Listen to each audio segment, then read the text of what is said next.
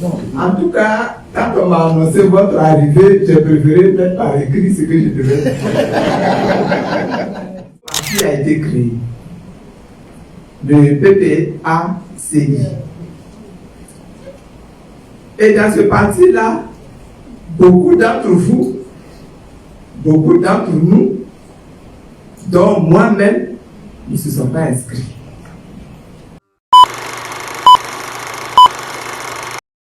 Pour toute personne de peau noire qui veut embellir son teint, la gamme bronzée est conçue pour vous. Elle va vous redonner une teinte de plus et elle va encore embellir votre teint et la nettoyer en profondeur. Et pour toutes les personnes de teint bronzé qui veulent avoir, comme on dit à deux gens, un teint benguise ou un teint carteron, cette gamme teint bronzé est conçue pour vous. Et même pour toute personne qui veut avoir un teint au lait, cette gamme est conçue pour vous.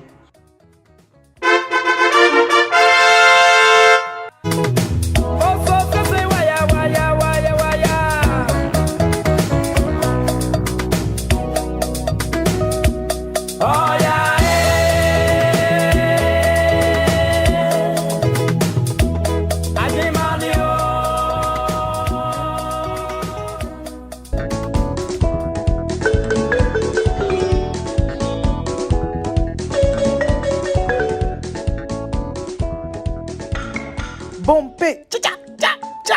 Et où les vis-à-vis? Mon cher, la maman. Bonsoir les amis. Bonjour, bon après-midi, dépendamment de votre position, les amis. Venons s'affairer un peu. En tout cas, venons s'affairer. Venez, on va s'affairer. Est-ce que vous savez que il y a différents groupes, voilà, les gens des FPI, Gbagbo, dans le temps, là, ceux qui n'ont pas voulu adhérer à PPACI, là, ils sont allés rencontrer Maman Simone et Yves Gbagbo. Ils disent, ah, maman, c'est comment? Nous, on veut savoir. PPACI, là-haut, tu as intégré, ouais, qu'est-ce que nous autres, on doit faire? Parce qu'on est confus. On ne sait pas ce qu'on doit faire, parce que toi, tu n'es pas dedans. Donc, on ne comprend pas qu'est-ce qu'on doit faire. Et puis, on veut savoir aussi ton avis. Tcha. Donc, Maman Simone et Yves Gbagbo a donné son avis, oh. Elle a donné son avis. Écoutez attentivement les amis, pas trop parler pour ne pas prendre trop de votre temps.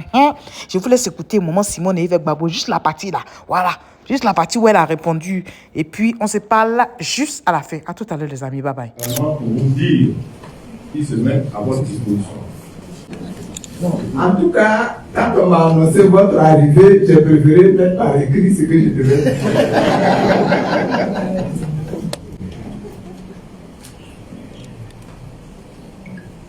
Chers amis, chers camarades,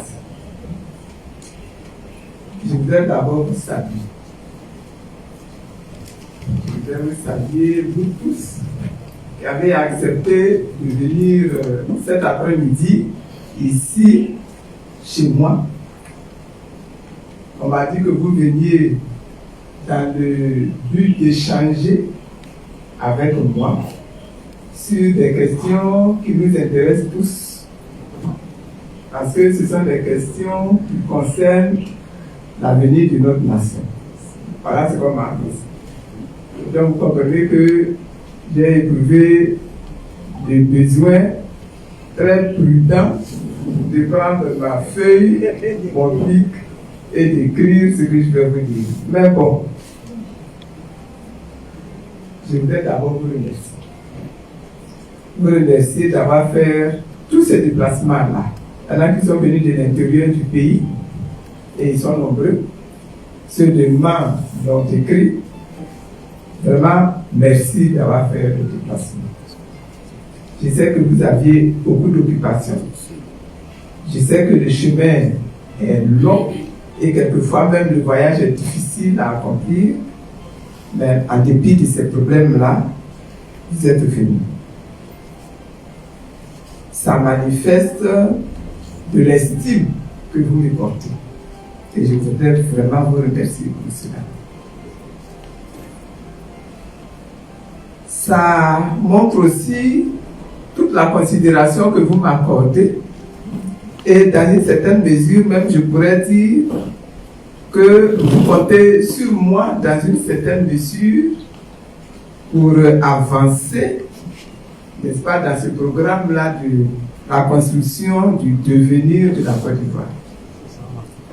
Et je vous remercie également pour toute cette considération-là, pour tous ces sentiments-là. Et puis, comme nous sommes en début d'année, avant d'aller plus loin dans mon propos, je voudrais vous souhaiter une excellente année 2022. Pendant cette année 2022, là, que vous ayez beaucoup de santé. Que vous connaissiez la prospérité. Que vous connaissiez la réussite à tous égards. Nous sommes réunis ce jour-ci pour apporter des réponses. Pour apporter des réponses à certaines questions que beaucoup d'entre nous se posent. Nous allons traiter ces questions-là en l'absence des journalistes et nous serons plus en paix à ce moment-là. Nous avons fait du chemin ensemble. Et lorsque la crise est survenue, nous avons pris des coups. Nous avons pris beaucoup de coups. Mais nous avons résisté.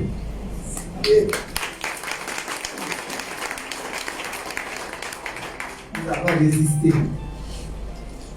Nous nous sommes battus comme nous avons pu.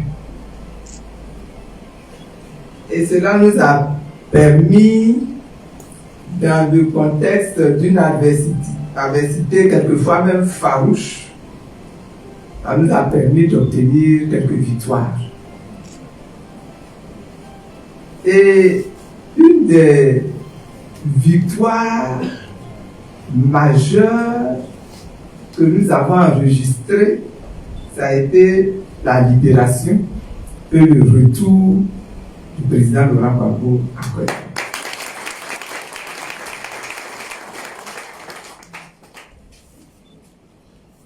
Mais aujourd'hui, la lutte doit continuer. Et la lutte continue. Et votre présence ici est vraiment la manifestation très audible de ce que la lutte là, elle est en train de continuer. Parce que, comme Soro l'a dit tout à l'heure, il y a encore beaucoup de chemin à parcourir. Et c'est quand on s'assoit et puis qu'on se rend compte qu'il y a encore beaucoup de chemin à parcourir, que se lèvent aussi des interrogations. Un nouveau parti a été créé, le PPACI. Et dans ce parti-là, beaucoup d'entre vous, beaucoup d'entre nous, dont moi-même, ne se sont pas inscrits. Alors, les questions qui viennent à ce moment-là, alors, nous autres là, que devenons-nous?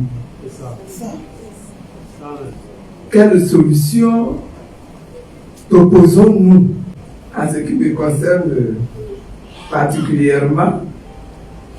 Il me revient que des gens voudraient savoir si je vais créer un nouveau parti de mon côté, ou si j'abandonne la politique et puis je retourne à Moscou m'asseoir au village, ou si je prends mon temps, j'examine pour voir si finalement je vais aller au PPACI ou bien si je ne vais pas aller au PPACI. Les gens se posent ces questions-là. Et je suis sûr que si je vous secoue un peu, ces questions-là vont sortir de vos poches, de vos ventres, de vos cœurs.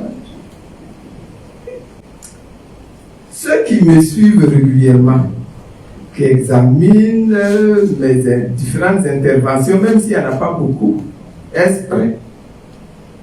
Mais ceux qui me suivent, je suis sûr déjà des réponses à ces questions-là. Pour plus de clarté, je voudrais faire quand même quelques propositions et puis après, on va discuter. Je suis dans l'activité politique depuis mon adolescence. J'ai consacré une grande partie de ma vie même à l'activité politique. Quand je calcule un peu aujourd'hui, ça fait quand même au moins 40 ans, sinon plus que je suis dans l'activité politique. Même 50 ans, je suis dans l'activité politique.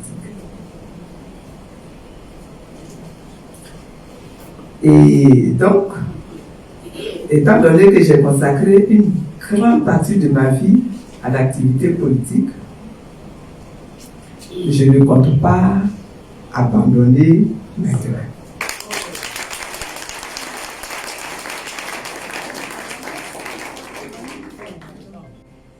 Je sais que pour faire de la politique, ce qui est une lutte permanente, il faut un instrument du travail.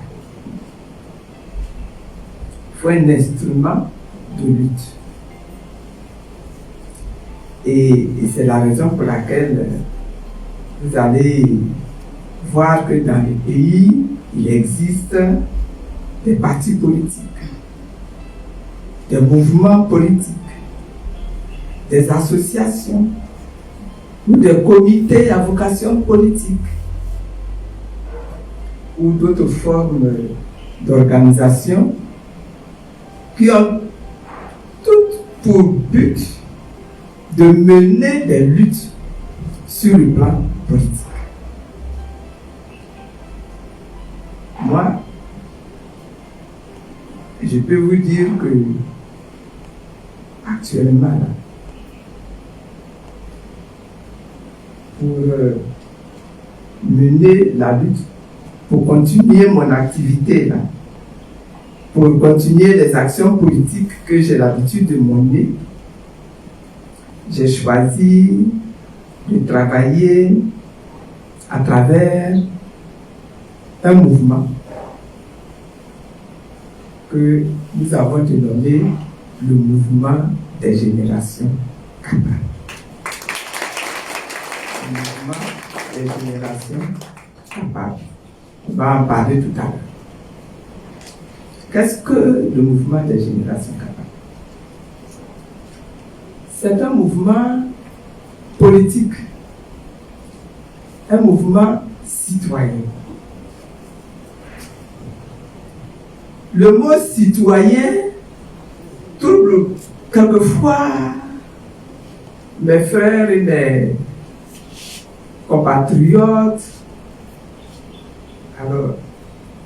Alors que le mot citoyen lui-même, là, il le ramène principalement aux questions de droit, aux questions de devoir politique dans la cité.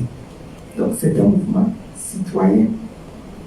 C'est pourquoi il faut comprendre que le MGC est une organisation dont la vocation amène à faire de la politique et en même temps à intervenir dans le domaine social, dans le domaine économique, dans le domaine de l'éthique, dans le domaine juridique, etc.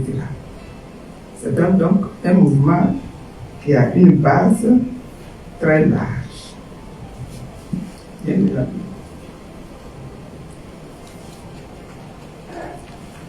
Le MGC, donc, fait de la politique au même titre que toute autre organisation, mouvement ou parti politique. Il va chercher à impacter la population, à impacter le pays, à conquérir des postes et des sièges politiques au plan national, comme au plan local. Mais en plus, il va veiller à être très concret, très actif, pour impacter, pour transformer les mentalités des Ivoiriens, les comportements des Ivoiriens, l'activité en Côte d'Ivoire, la production en Côte d'Ivoire, etc. Autrement dit, le mouvement des générations capables est l'instrument de lutte politique que je vous propose.